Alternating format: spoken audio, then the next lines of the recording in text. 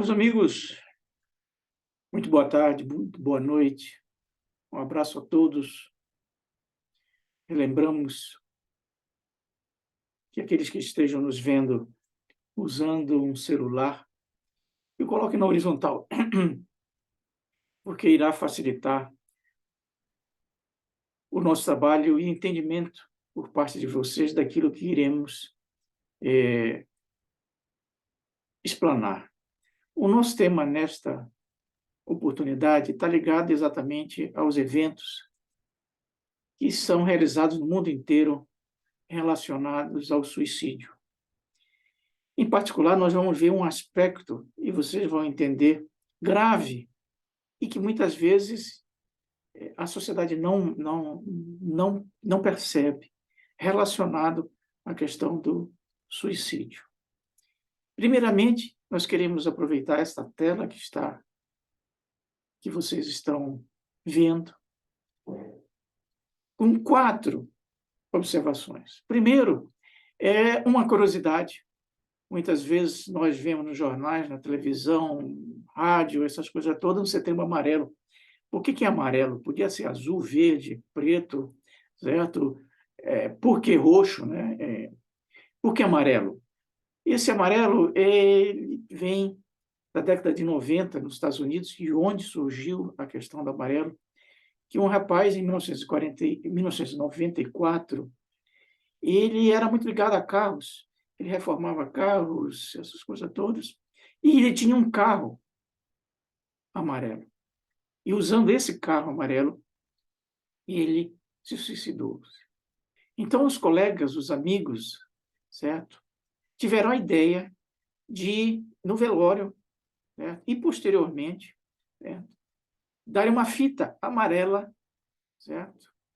Como, digamos assim, um lembrete para que pudessem ficar alertas a todos os jovens, que ele tinha de 17 anos, pudessem ser atendidos, vistos, o que estava acontecendo antes que a pessoa tomasse uma atitude extrema, que foi o caso do rapaz. E daí disseminou dos Estados Unidos para o resto do planeta, e é por isso que chama-se amarelo o setembro, certo? E também em setembro é o Dia Mundial, por parte da Organização Mundial da Saúde, certo? De prevenção ao suicídio. Então, juntou o mês e o dia da organização com o amarelo da família do jovem americano. Como de outras vezes, sempre o nosso tema, além desses motivos que nós já acabamos de falar, e em particular, certo? Em 2022, algo que transcende o mês, o dia de prevenção ao suicídio, em 2022 é comemorado no Brasil em especial, e mais especificamente naqueles que estão relacionados à atividade de prevenção do suicídio, há 60 anos da fundação do CVV. O CVV ele tem uma íntima relação no Brasil com a doutrina espírita. Por quê? Porque o CVV ele nasceu no Brasil dentro das salas da Federação Espírita do Estado de São Paulo, na década de 60. Na realidade, alguns jovens, naquela época, na década de 60, eles tinham ouvido falar de um trabalho que tinha começado uma década antes, na Inglaterra, de um reverendo anglicano, que tinha sido chamado para fazer o funeral de uma jovem de 14 anos. E ele, depois de participar da cerimônia, tudo, ele tomou conhecimento que a moça tinha se suicidado porque, por uma razão absolutamente irreal, se a gente quisesse dizer hoje em dia, a moça com 14 anos tinha tido a primeira menstruação dela. E ela achou que ela estava com aquele sangue saindo, estava numa doença incurável. Não tinha jeito, e se matou. Então ele disse, tem que fazer alguma coisa, tem que atender essas pessoas, esclarecer, para que não ocorra de novo. Aí ele criou um grupo chamado Samaritanos. já que ele era anglicano, cristão, né? E daí esse grupo se desdobrou para o resto do mundo, e aqui no Brasil chegou essa informação para esse grupo, né? E já tinha dentro do Brasil, também uma década antes, né, lido o livro da Ivone Pereira, Memória de um Suicida. Então, eles queriam, de alguma forma, casar a ação desenvolvida, criada lá na Inglaterra, com o livro da Ivone Pereira, que é um alerta ao suicídio. Aí eles bateram na porta do Chico, já lá em Uberaba. E o Chico diz: vocês estão absolutamente no caminho certo, a espiritualidade vai dar todo o apoio, certo? E, em particular, eles destacaram um espírito que foi paulista, professora, poeta, certo? Que é a Francisca Júlia. Então, ele disse, ela e outros mentores vão dar apoio para vocês. Então, o CVV no Brasil surgiu de dentro da doutrina espírita, a partir de um trabalho desenvolvido dentro da estrutura da Federação Espírita Brasileira, Federação Espírita Paulista. Então, essa é a homenagem a esse trabalho, certo? Que completa em 2022 60 anos, porque exatamente em 1962, certo? Eles conseguiram materializar, iniciar esse trabalho de atendimento à distância. Se a gente pudesse dizer hoje em dia, certo? É o virtual, é o atendimento virtual, certo? Naquela época não tinha essa palavra do virtual, era o telefônico, o indireto. Muito bem, esse era o primeiro comentário. O segundo, se vocês observarem, certo? Na parte de baixo da tela de vocês, tem uma frase que é do nosso amigo Chico Xavier. Ele, quando encarnado, ele dizia: vivemos como criaturas que se suicidam pouco a pouco. Todo dia é um suicídiozinho. Um ato de rebeldia, uma reclamação indébita, um ponto de vista infeliz. Atraímos vibrações negativas e operamos sobre nós esse suicídio lento, indireto. Veja bem, essa é uma observação que ele constatava em função das milhares de pessoas que chegavam com ele, conversavam, dialogavam, traziam problemas, dores, certo?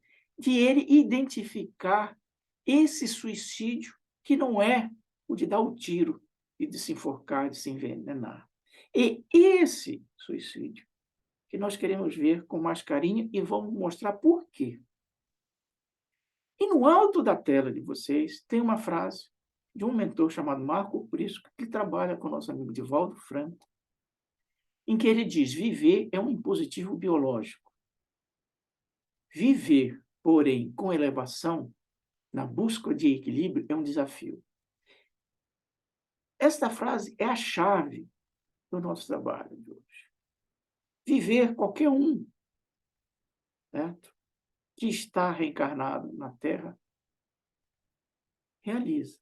Mas você conseguir viver de uma forma equilibrada, sem se suicidar de forma direta, ou sem se suicidar de forma indireta, da forma como o nosso amigo Chico Xavier nos diz, é um desafio. Essa é a chave do nosso trabalho. Mas vamos por partes, então.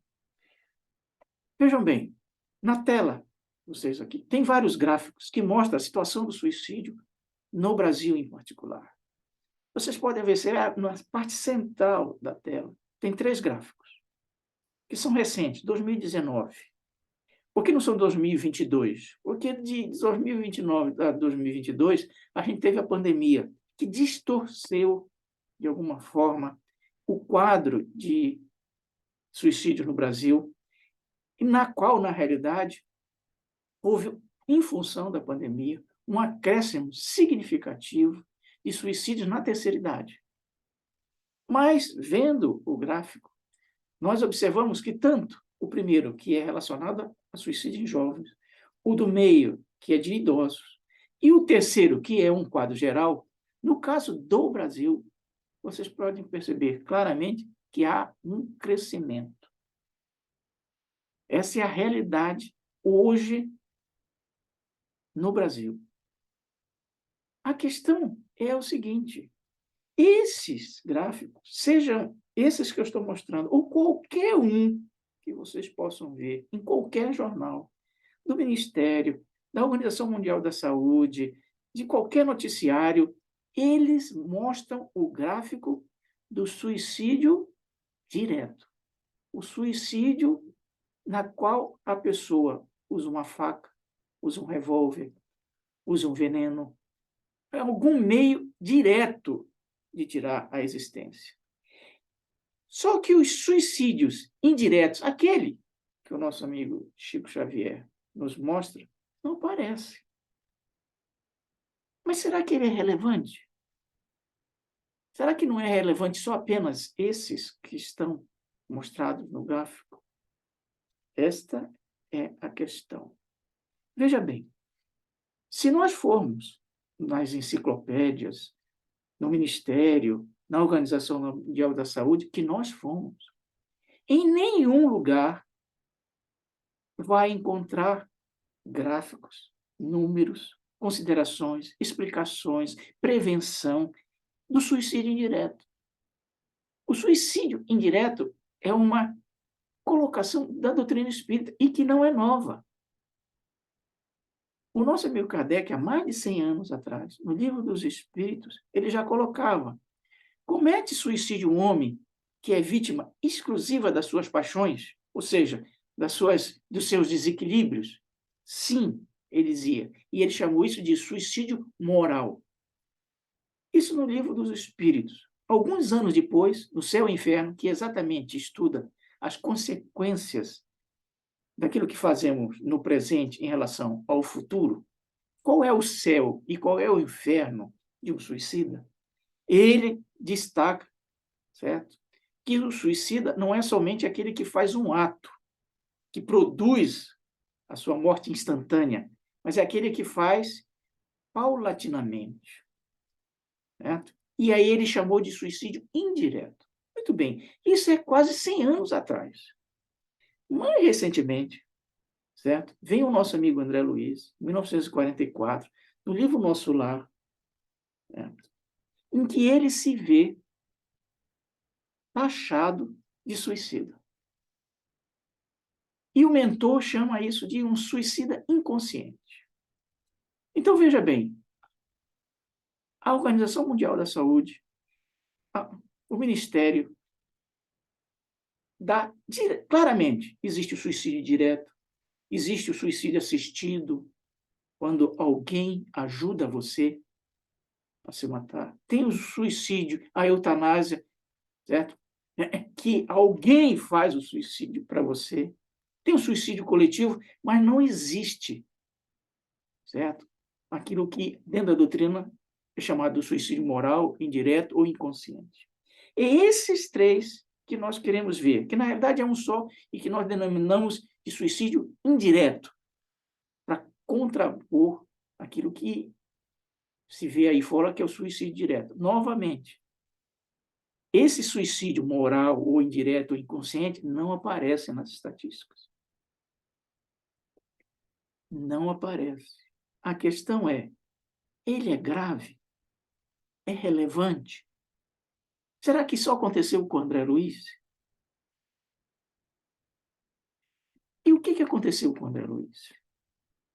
Se vocês forem, e quem já leu o livro Nosso Lar, ou viu o filme Nosso Lar, né, devem ter observado que ele desencarna numa mesa cirúrgica, fruto de um câncer, que não conseguiu ser tratado.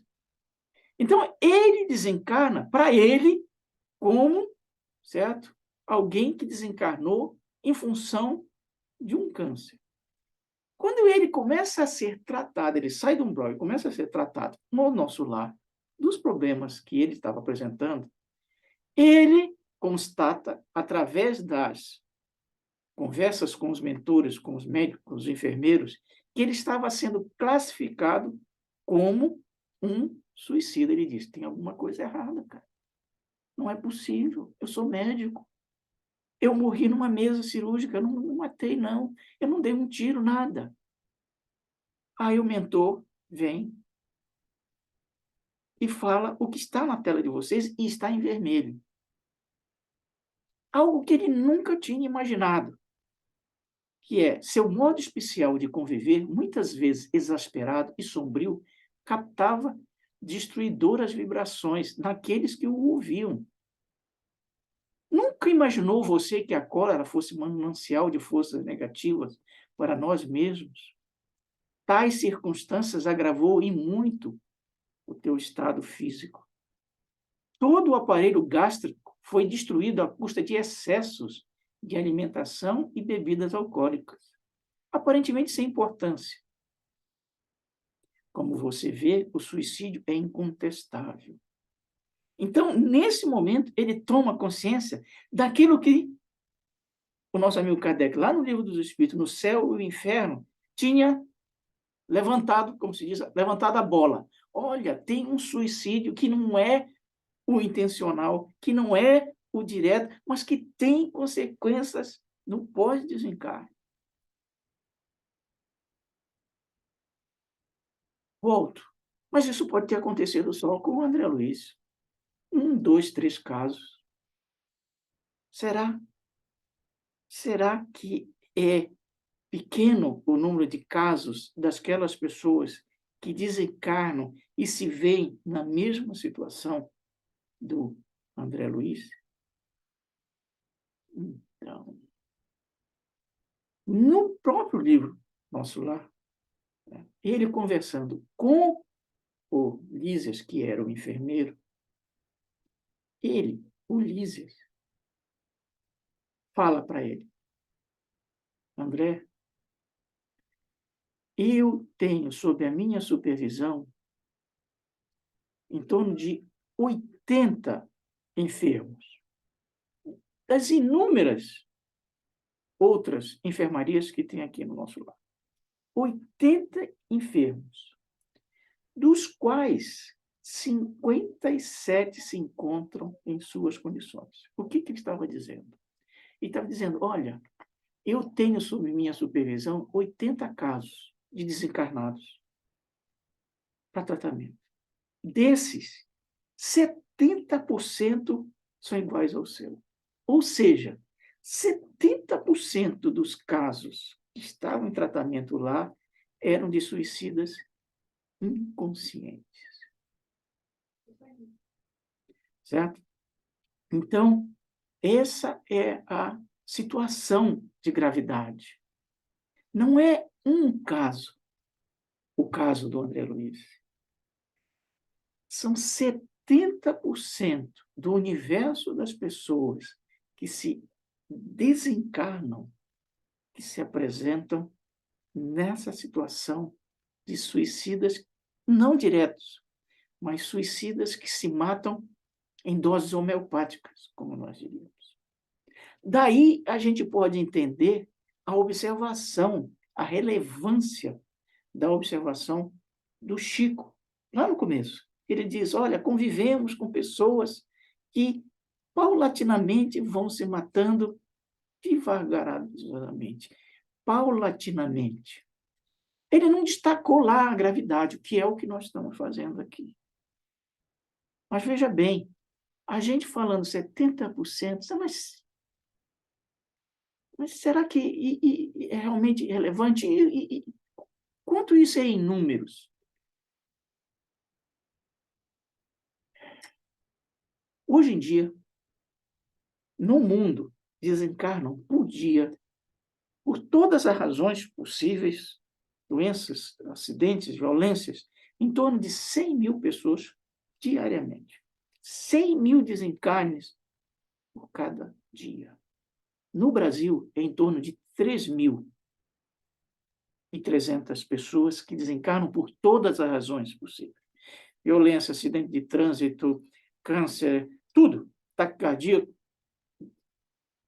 Vejam bem, 3.300 pessoas desencarnam no Brasil todos os dias por N razões.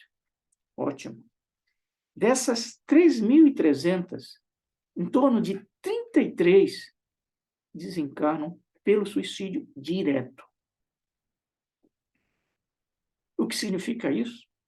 Significa que o suicídio direto é responsável por 1%, 1% dos desencarnes no Brasil. 1%. O que o nosso amigo André Luiz, no nosso lar, do Lises, diz, olha, cara, 1% desencarna no suicídio. Ele disse 70%. Os outros 99% que sobra, 70% deles são de suicídio indiretos. Isso é absolutamente grave e que não é destacado, mesmo dentro da doutrina espírita. A maioria dos trabalhos, dos estudos que são feitos dentro da doutrina espírita destacam a questão do suicídio direto. E ótimo. Mas não se percebe que entram na espiritualidade todos os dias 33 pessoas suicidas diretas. E entram 2.000 pessoas todos os dias classificadas de suicidas indiretos. Então, é algo que precisa ser meditado, precisa ser alertado, que é o que nós estamos fazendo aqui. É por isso, certo? Muitas vezes a gente não consegue ver. Se vocês observarem a tela, o que nós estamos dizendo é o seguinte, olha, todos nós, eu, você, reencarnamos. No desenrolar da nossa vida, por N razões de desequilíbrio, de alimentação, de relacionamento, eu chego a desencarnar, inevitavelmente. Desses desencarnes, nós temos 4, de certa forma, opções. Ou você se suicida de forma direta, que é 1%. Ou, dos 100%, 70% são de suicídio indireto e sobram 30%. Nós estamos colocando aí, 29% finaliza a reencarnação.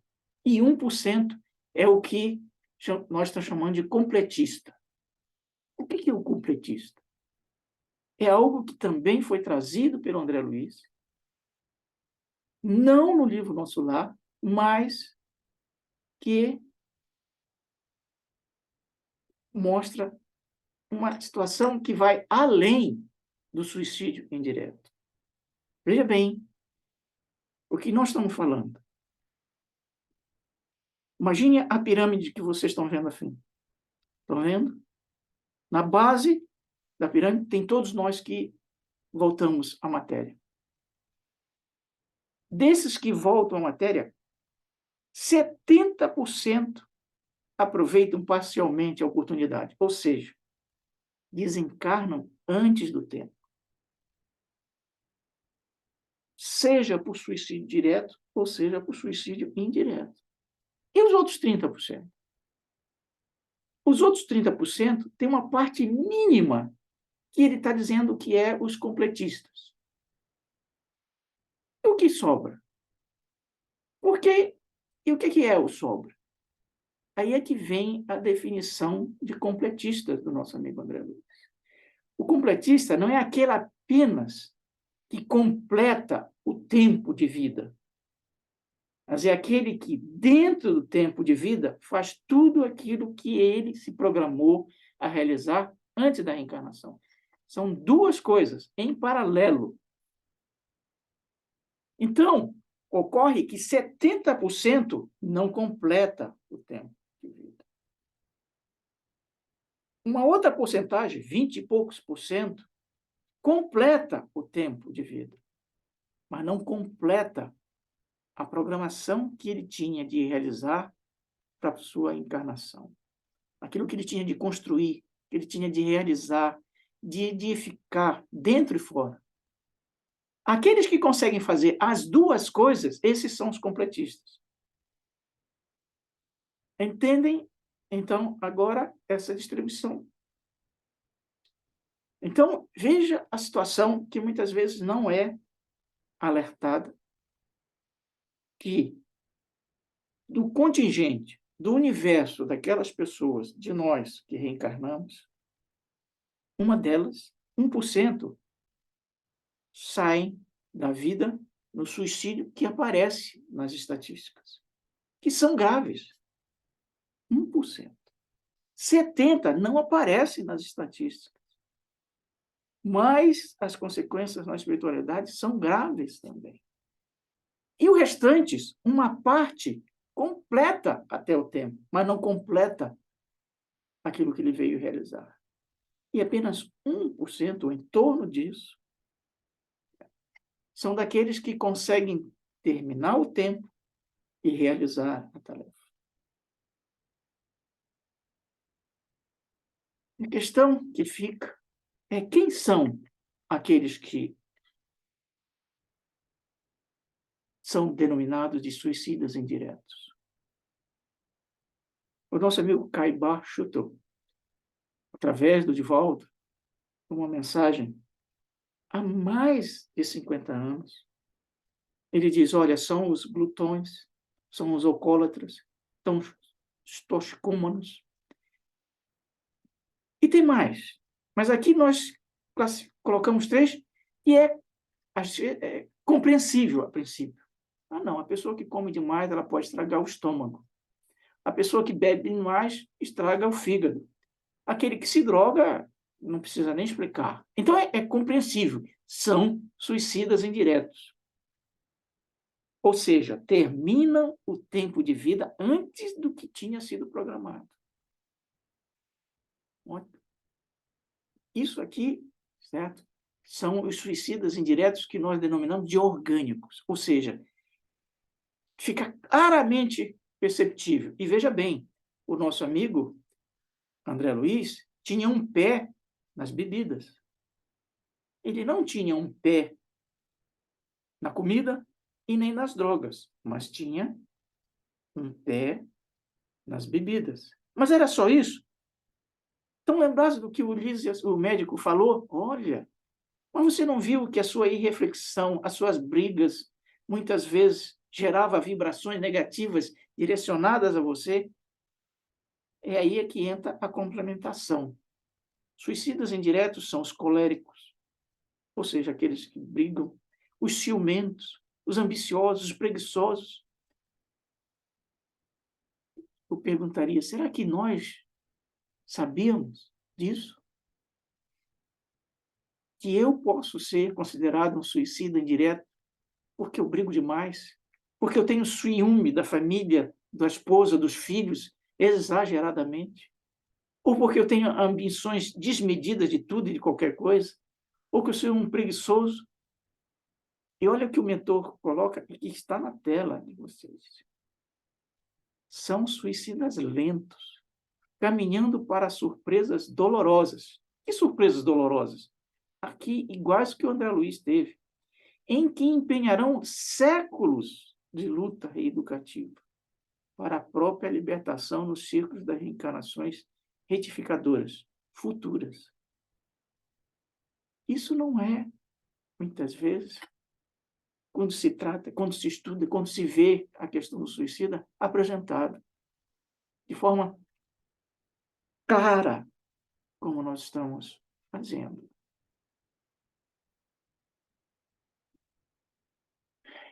Volto. A gente pode, então, agora compreender melhor as palavras do Chico. Estão lembrados lá na primeira tela? Olha, a gente convive com pessoas que dia a dia, após dia, realizam, caminham um suicídiozinho a cada dia. Por quê? Brigam demais, têm uma convivência amorosa desequilibrada, têm uma convivência no trabalho de ambição, de luta exacerbada, aqueles que não fazem nada.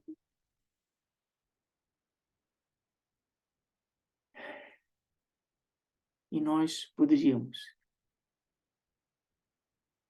Seria só isso?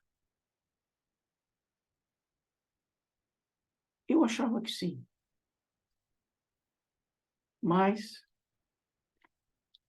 a nossa amiga Joana de Ângeles, que é a mentora do nosso amigo Divaldo Franco, ela, numa das mensagens, ela vai além daquela questão de você comer demais, beber demais, se drogar, brigar, dominar, controlar o outro, superar, brigar. Ela diz que é o que está na tela de vocês. É suicida não apenas quem assume uma atitude autodestrutiva, que é o suicídio direto, através de um só golpe de alta violência, que é um tiro, um veneno.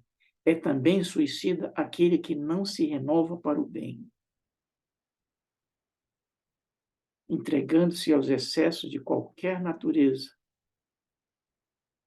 diminuindo as suas possibilidades vitais. É também suicida aquele que não se renova para o bem. Isso é muito abrangente. Será que pensamos nisso? Que todos aqueles que nós, como nós, que muitas vezes não realiza uma mudança para melhor, que não se equilibra na comida, na bebida, nas conversas, nos diálogos, na convivência, que não melhora. A gente vê muitas vezes, dentro da doutrina espírita, o mentor, você precisa de renovação. A gente imagina que o mentor quer que a gente fique santo. Não é, ele está dando uma terapia. É uma terapia, é uma terapêutica. E a gente pensa que não, o camarada quer que a gente fique um santo. Ele está falando não como certo? Ele está falando como um médico. E a gente não vê isso. É por isso que o André Luiz, num outro livro dele, que é o que está na tela de vocês, falando como médico, se a gente pudesse dizer assim, ele diz: os que desanimam de lutar e trabalhar, renovar e evoluir são os que verdadeiramente morrem. Nós completaríamos: morrem devagarinho. Então, essa questão do suicídio indireto é pouquíssimo trazido dentro da doutrina espírita. Quase todos os trabalhos que se vê é sobre suicídio direto, as consequências, certo? As consequências são sérias, consequências no plano espiritual, consequências para as vidas futuras, consequências para as famílias que ficam, sem a menor dúvida. Só que o suicídio direto é 1% dos casos. O suicídio indireto, esse que nós estamos tratando, é de 70%. As chances de nós estarmos nesse universo de 70% são altas. E o problema é que as consequências, como o mentor já colocou aqui, para a vivência na espiritualidade, como o André Luiz se viu, são altas, são graves. Bem, a questão está em que fazer. Vocês vão receber todo um trabalho muito além do que nós estamos falando aqui, de prevenção, de cuidados especificamente relacionados à questão do suicídio indireto. O que nós estamos mostrando na tela, intencionalmente, é o que você não deve fazer. O que é a não prevenção do suicídio indireto? A não prevenção do suicídio direto é, meu amigo, pegue uma arma e dê um tiro. Isso é a não prevenção. A prevenção é, jogue a arma fora. Se você tem um veneno em casa, jogue fora. Essa é a prevenção, certo? Direta. O que nós estamos mostrando na tela é o que você não deve fazer para ser considerado um suicídio indireto. Ou, em outras palavras, o que você deve fazer para ser um suicídio, um suicida indireto? É o que está na tela de vocês. Você quer ser considerado uma pessoa que termina a existência antes do tempo? Ótimo. Descuide-se do seu corpo. Alimente-se mal. Desconsidere a vida. Use bastante as drogas, o fumo, o álcool. Acima de tudo, mantenha uma consciência de culpa a mais alta possível. Não tenha a menor dúvida que você caminha a passos largos para o suicídio indireto. Ou então, procure fazer tudo o que lhe desagrada. Castigue o seu corpo. Tudo aquilo que é ruim, faça-o repetidamente. E não tenha a menor dúvida que você caminha para o suicídio indireto. Ou então, guarde ressentimento ao máximo. Não perdoe. Perdoar é coisa para gente fraca. Conserve, cultive as lembranças pessimistas. Lembre bem das coisas infelizes da sua vida. Deixe-se bastante. E você estará se matando emocionalmente e fisicamente. Mas mais do que isso, construa ideias perturbadoras. Seja destrutivo. Mantenha-se fixo na maior parte do tempo, se não todo o tempo, nessas ideias desastrosas. Isole-se. Ninguém o compreende. Seja, pois, um isolado. Aquele que tem um mau humor permanente. Aquele que chama atenção e todos dizem é um infeliz. É um coitado. Não tenha dúvida, isso lhe vai lhe proporcionar dispneia e ansiedade. E você estará caminhando a passos largos para o túmulo. Evite o bom humor. Seja carrancudo sempre. Por que você vai cultivar o bom humor? Evite-o. E você vai continuar, sem a menor dúvida, sendo doente. Por que sorrir? A sua vida é trágica. Por que transformá-la numa comédia? E, por fim, mantenha todos esses itens inalterados. Ou seja, não se renove. Seja impermeável. Por que se mudar? Por que você? De maneira nenhuma. Mudar é o outro. Você não precisa. São todas diretrizes de como se matar em doses homeopáticas. Se nós queremos realmente chegar a estar fora do universo dos 70%, ou chegarmos e não sermos André Luiz, devemos fazer ao contrário do que está na tela e do que nós acabamos de falar. E para finalizar, estão lembrados da frase que nós falamos na primeira tela? Tinha duas frases. Quem está lembrado? Embaixo era o Chico, dizendo, olha, nós convivemos com pessoas que se matam passo a passo. E no alto da tela tinha uma frase que era do nosso amigo Marco Prisco, em que ele dizia o quê? Viver em positivo biológico. Viver com elevação na busca de um equilíbrio é um desafio. Entendem? Porque esse equilíbrio no comer, no conversar, no conviver, é que é o desafio. Desafio do quê? De você não entrar nos 70%.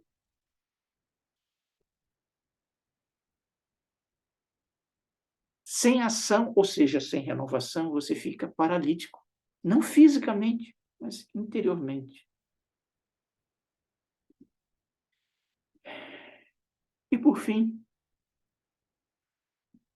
uma poesia do nosso amigo Casimiro Cunha, que é um carioca, que pelas psicografia do nosso amigo Chico Xavier, no livro chamado Pássaros Humanos, ele diz, consagra-te à temperança. Se queres vida segura, quem mais se farta no corpo, na terra, é quem menos dura. Se nós queríamos uma palavra que sintetizasse a prevenção ou os cuidados para não sermos ou não entrarmos nos suicídios indiretos, a palavra seria temperança, ou seja, equilíbrio, ser comedido, ser parcimonioso, temperança, levar as coisas com cuidado. Você pode beber, você pode comer, você pode se relacionar, mas cuidado com os excessos, excessos negativos. Temperança. Consagra-te à temperança. Se queres vida segura, quem mais se farta no corpo, na terra é que menos dura. Nos vemos no futuro. Um grande abraço a todos. Volto, vocês vão receber todo um trabalho além das telas que nós apresentamos, tem muita mais telas que nós não apresentamos e que vocês vão receber. Um abraço a todos e nos vemos no futuro.